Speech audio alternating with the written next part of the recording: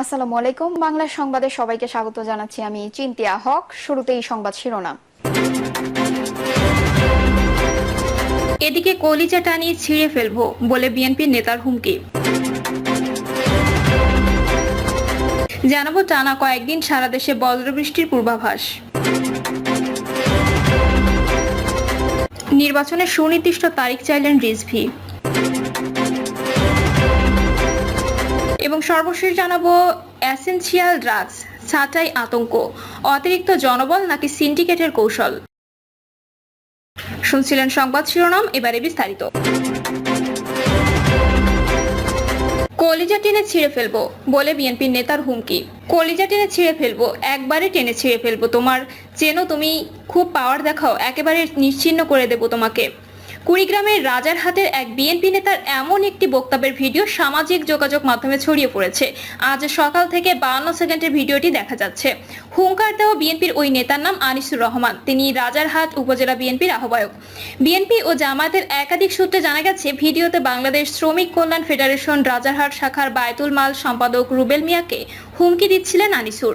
ভিডিওতে তাকে বলতে শোনা যায়, তোমার নামে আমি মামলা দেব, আমি থানায় যে ওখানে ওসি এসআর লিখবো, অ্যারেস্ট করে দিয়ে তারপর আমি আসবো। রুবেল বলেন, বিষয়টি নিয়ে ওই দিক বিকেল 5:30টার দিকে লায়ন নামের এক বিএনপি কর্মী আমাকে ফোনে থানার মোড়ে ডেকে নেন। আমি সেখানে গেলে আনিসুর রহমান নেতৃত্বে কয়েকজন আমার পথ রোধ করে পাশের একটি ফার্মেসিতে নিয়ে যান। সেখানে আমাকে চড় থাপ্পড় মারেন, লাঞ্ছিত গালিগালাজ করেন। এক প্রশ্নের জবাবে তিনি বলেন, নিরাপত্তাজনিত কারণে এখনো থানায় অভিযোগ করিনি, তবে দলের ঊর্ধ্বতন নেতাকর্মীদের সঙ্গে আলোচনা করে মামলা করব। ভিডিও প্রসঙ্গে রাজারহাট উপজেলা বিএনপির আহ্বায়ক আনিসুর রহমান বলেন, রুবেল মিয়ার শিবির করেন, তিনি বিএনপিকে নিয়ে মিথ্যা কথা ফেসবুকে ছড়িয়ে দিয়েছিলেন। এ বিষয়ে তাকে বলা হলে তিনি ভুল স্বীকার করে ক্ষমা চান। তিনি বলেন, পরে রুবেলকে নিয়ে ছাত্রদল ও যুবদলের ছেলেরা চা নাস্তাও করেন, সুন্দরভাবে তারা সেখান থেকে বিদায় নিয়ে চলে যান।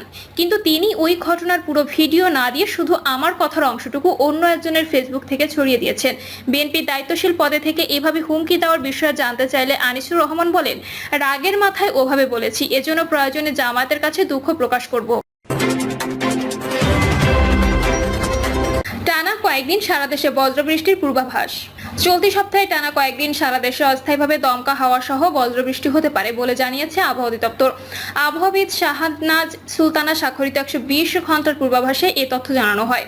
এদিন খুলনা, বরিশাল ও চট্টগ্রাম বিভাগের কিছু কিছু জায়গায় এবং রাজশাহী, রংপুর, ময়মনসিংহ, ঢাকা ও সিলেট বিভাগের 2-1 জায়গায় অস্থায়ীভাবে দমকা হাওয়া সহ বজ্রবৃষ্টি হতে পারে। সারা দেশে দিনের তাপমাত্রা 1 থেকে 2 ডিগ্রি বৃদ্ধি পেতে পারে এবং রাতের তাপমাত্রা প্রায় অপরিবর্তিত থাকতে পারে। পরদিন চট্টগ্রাম ও সিলেট বিভাগের কিছু কিছু জায়গায় এবং রংপুর, রাজশাহী, ময়মনসিংহ, ঢাকা, খুলনা ও বরিশাল বিভাগের 2-1 জায়গায় অস্থায়ীভাবে দমকা হাওয়া সহ বজ্রসহ বৃষ্টি হতে পারে। সারা দেশে দিন এবং রাতের তাপমাত্রা প্রায় অপরিবর্তিত থাকতে পারে। রাজশাহী, রংপুর, ময়মনসিংহ ও ঢাকা বিভাগের কিছু কিছু জায়গায় এবং খুলনা, বরিশাল, চট্টগ্রাম ও সিলেট বিভাগের 2-1 জায়গায় অস্থায়ীভাবে দমকা হাওয়া সহ বজ্রবৃষ্টি হতে পারে।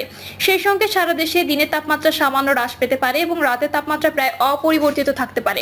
পরবর্তী দিন রাজশাহী এবং খুলনা বিভাগের কিছু কিছু জায়গায় এবং রংপুর, ময়মনসিংহ, ঢাকা, বরিশাল, চট্টগ্রাম ও সিলেট বিভাগের 2-1 জায়গায় অস্থায়ীভাবে দমকা হাওয়া সহ বজ্রবৃষ্টি হতে পারে। একই সঙ্গে সারা দেশে দিনের তাপমাত্রা সামান্য হ্রাস পেতে পারে এবং রাতের তাপমাত্রা প্রায় অপরিবর্তিত থাকতে পারে। রংপুর, ময়মনসিংহ এবং সিলেট বিভাগের 2-1 জায়গায় অস্থায়ীভাবে দমকা হাওয়া সহ বজ্রসহ বৃষ্টি হতে পারে।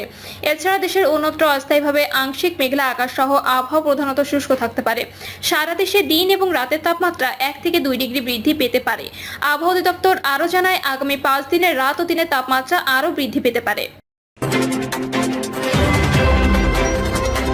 নির্বাচনের সুনির্দিষ্ট তারিখ চাইলেন রিজভী। নির্বাচনের সুনির্দিষ্ট তারিখ ঘোষণা এবং নির্বাচনের মাধ্যমে জনগণের অধিকার জনগণের কাছে ফিরিয়ে দেওয়ার দাবি জানিয়েছেন বিএনপির সিনিয়র যুগ্ম মহাসচিব অ্যাডভোকেট রুহুল কবির রিজভী।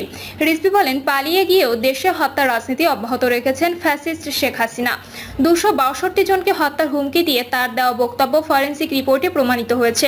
গোয়েন্দারা প্রমাণ পেয়েছেন যে ওই বক্তব্যের কণ্ঠ তারই ছিল। একটি কথা মনে রাখতে হবে, এদেশে আবারও ফ্যাসিস্ট ফিরে এলে আপনার আমার কারো রেহাই নেই। অতএব দ্রুত নির্বাচন দিয়ে জনগণের ক্ষমতা জনগণের হাতে ফিরিয়ে দিতে হবে।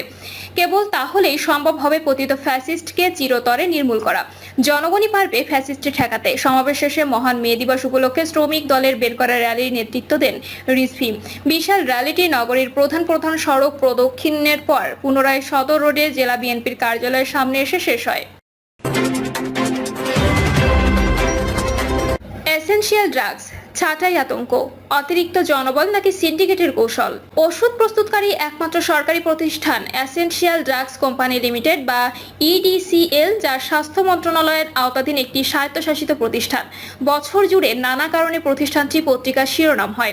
বিশেষ করে ফ্যাসিস্ট আওয়ামী লীগ সরকারের আমলে মোটা অঙ্কের অবৈধ আর্থিক লেনদেন থেকে শুরু করে টেন্ডার বাণিজ্য, স্বজনপ্রীতি, অতিরিক্ত জনবল নিয়োগ, রাজনৈতিক হস্তক্ষেপ, নিম্নমানের ওষুধ উৎপাদন এবং অর্থ লোপাটের মতো গুরুতর অভিযোগ প্রতিষ্ঠানটিকে বিতর্কিত করেছে। বিভিন্ন সময় দুদকের অভিযান তার প্রমাণও মিলেছে। নিয়োগ দুর্নীতির অভিযোগের রেশ না কাটতেই সম্প্রতি কর্মীদের তালিকা ধরে চাকরিচ্যুত করার ঘটনায় স্বায়ত্তশাসিত প্রতিষ্ঠানটি ফের আলোচনায়। অতিরিক্ত জনবল দেখিয়ে হঠাৎ করে এপ্রিল মাসের 10 থেকে 24 তারিখ পর্যন্ত essential drugs company limited Bogura, Khulna, Gopalganj ও ঢাকা অফিস থেকে 400 জনকে চাকরিচ্যুত করা হয়। সংশ্লিষ্টরা জানান, বগুড়া প্লান্টে 10 এপ্রিল অফিস ছুটির পর পুলিশ ডেকে এনে 54 জনকে চাকরিচ্যুতির নোটিশ ধরিয়ে দেওয়া হয়। খুলনার কারখানায়ও একই দিন অফিস শেষের 1 ঘন্টা আগে নোটিশটা নিয়ে 45 জন শ্রমিক কর্মচারীকে চাকরিচ্যুত করার বিষয়টি জানানো হয়। নোটিশে উল্লেখ করা হয়, প্রয়োজনের অতিরিক্ত জনবলের কারণে শ্রম আইনের ধারা 26 অনুযায়ী 10 এপ্রিল থেকে টার্মিনেশন করা হলো, যারা প্রায় প্রত্যেকেই প্রতিষ্ঠানটির স্থায়ী কর্মী। দীর্ঘদিন ধরে তারা চাকরি করে আসছিলেন। এদিকে এক বিতর্কিত ঘটনার নতুন করে প্রশ্ন তুলেছেন প্রতিষ্ঠানটির সুষ্ঠু কার্যক্রম নিয়ে। গত কয়েক মাসে 85 জন নতুন শ্রমিক কর্মচারী নিয়োগের পরপরই অতিরিক্ত জনবল এর কারণ দেখিয়ে ফের কর্মী ছাঁটাইয়ের ঘটনা ঘটল। পরস্পর বিরোধী এমন পদক্ষেপ স্বাভাবিকভাবে সন্দেহের জন্ম দিয়েছে এবং নিয়োগ প্রক্রিয়া নিয়ে বড় ধরনের প্রশ্ন তৈরি হয়েছে। চাকরিচ্যুত বগুড়া কারখানার সাবেক সিনিয়র ক্লার্ক আমিনুল হক লোকমান বলেন, 2010 সাল থেকে চাকরি করেছি এখানে। 10 এপ্রিল অফিস ছুটির পর পুলিশ ডেকে এনে 54 জনকে চাকরিচ্যুতির নোটিশ ধরিয়ে দেওয়া হয়। আমরা এই শেষ বয়সে এসে কোথায় চাকরি পাবো? একই কারখানার প্রশাসনিক কর্মকর্তা শেখ রফিকুল ইসলাম বলেন, 2012 সাল থেকে সততার সঙ্গে চাকরি করে এসেছি। গোপালগঞ্জে বাড়ি হওয়ার আমাকে আওয়ামী লীগ ট্যাগ দিয়ে হয়তো চাকরিচ্যুত করা হয়। খুলনা প্লান্ট থেকে চাকরিচ্যুত সহকারী কর্মকর্তা মোহাম্মদ দুর্জয় রহমান সোহেল বলেন, রানিং মাসে হঠাৎ নোটিশ দিয়ে আমাদের টার্মিনেট করা হলো। এক নোটিশে 21 জন কর্মকর্তাকে বাদ দেওয়া হলো। আমরা আসলে আঞ্চলিক অফিসের রোশানলের শিকার, লোকাল অফিসের মব জাস্টিসের শিকার। আঞ্চলিক অফিস থেকেই আমাদের নাম পাঠানো হয়। মূলত এখানে হেড অফিসের কোনো দোষ নেই। এখানে লোকাল অফিসের কর্মকর্তারা যাকে ইচ্ছা তাকে বাদ দিয়েছেন, আবার যাকে ইচ্ছা রেখে দিয়েছেন। গোপালগঞ্জে বাড়ি হওয়ার আমাকে আওয়ামী লীগ ট্যাগ দিয়ে হয়তো চাকরিচ্যুত করা হয়। খুলনা প্লান্ট থেকে চাকরিচ্যুত সহকারী কর্মকর্তা মোহাম্মদ দুর্জয় রহমান সোহেল বলেন, রানিং মাসে হঠাৎ নোটিশ দিয়ে আমাদের টার্মিনেট করা হলো। এক নোটিশে 21 জন কর্মকর্তাকে বাদ দেওয়া হলো। আমরা আসলে আঞ্চলিক অফিসের রোশানলের শিকার, লোকাল অফিসের মব জাস্টিসের শিকার। আঞ্চলিক অফিস থেকেই আমাদের নাম পাঠানো হয়। মূলত এখানে হেড অফিসের কোনো দোষ নেই। এখানে লোকাল অফিসের কর্মকর্তারা যাকে ইচ্ছা তাকে বাদ দিয়েছেন, আবার যাকে ইচ্ছা রেখে দিয়েছেন। প্রিয় দর্শক, এই ছিল এখনকার সর্বশেষ সংবাদ। আপডেট সব সংবাদ পেতে চ্যানেলটি সাবস্ক্রাইব করে বেল আইকনটি ক্লিক করে রাখুন।